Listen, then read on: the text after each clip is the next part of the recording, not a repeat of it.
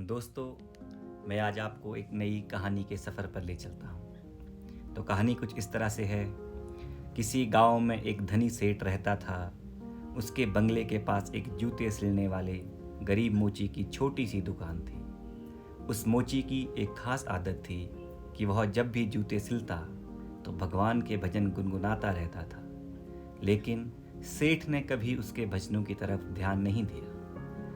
एक दिन सेठ व्यापार के सिलसिले में विदेश गया और घर लौटते वक्त उसकी तबीयत बहुत खराब हो गई। लेकिन पैसे की कोई कमी तो थी नहीं, सो देश विदेशों से डॉक्टर, वैद्य, हकीमों को बुलाया गया, लेकिन कोई भी सेठ की बीमारी का इलाज नहीं कर सका। अब सेठ की तबीयत दिन प्रतिदिन खराब होती जा रही थी। वह चल फिर भी नहीं पाता था। एक दिन वह घर में अपने बिस्तर पर लेटा था। अचानक उसके कानों में मोची के भजन गाने की आवाज़ सुनाई दी। आज मोची के भजन कुछ अच्छे लग रहे थे सेठ को। कुछ ही देर में सेठ इतना मंत्रमुग्ध हो गया कि उसे ऐसा लगा जैसे वो साक्षात परमात्मा से मिलन कर रहा हो। मोची के भजन सेठ को उसकी बीमारी से दूर लेते जा रहे थे।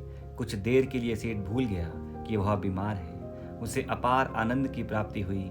कुछ दिन तक यही सिलसिला चलता रहा। अब धीरे धीरे सेठ के स्वास्थ्य में सुधार आने लगा। एक दिन उसने मोची को बुलाया और कहा, मेरी बीमारी का इलाज बड़े बड़े डॉक्टर नहीं कर पाए, लेकिन तुम्हारे भजन ने मेरा स्वास्थ्य सुधार दिया। ये लो 1000 रुपये इनाम। मोची खुश होते हुए पैसे लेकर चला गया।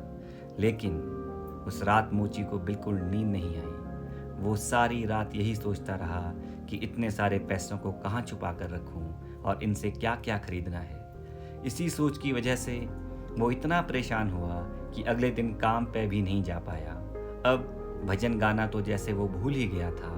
मन में खुशी थी पैसे की।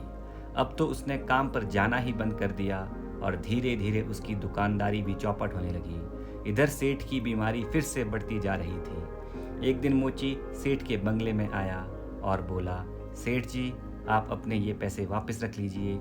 इस धन की वजह से मेरा धंधा चौपट हो गया। मैं भजन गाना ही भूल गया।